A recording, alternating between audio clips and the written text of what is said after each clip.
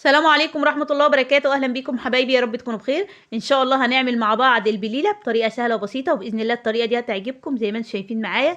طبق البليلة طبعا هو كده لسه سخن، ما دخلش التلاجة. لما بيبرد طبعا معاكي بيتماسك اكتر من كده. هي كده قوامه كريمي، لو انت حباه تاكليه وهو سخن في الاجواء الشتويه يفضل طبعا يتاكل وهو سخن. هنبدا الطريقه مع بعض، نصلي على الرسول عليه افضل الصلاه والسلام، ونسمي بالله الحاجه تطلع من ايديك طعمها زي العسل. انا هنا معايا نص كيلو غله او قمح، بتجيبيه من عند العطار. في هنا حاجه بتبقى موجوده معايا، بتبقى شبيهه كده لحبايه القمح، فدي انت اللي انتوا شايفينها معايا الاثنين اللي قدام دول بتخرجيهم بنستغنى عنهم. هبدا بقى هنقعه في ميه ليله كامله او لا يقل عن 6 ساعات. انا هسيبه ليله كامله. الحبايه بتاعته بتتضاعف، هتشوفوا معايا دلوقتي. انا هنا طبعا هنزل عليه بالميه، اهم حاجه كميه الميه تكون كتيره علشان ما تنشفش من عليه.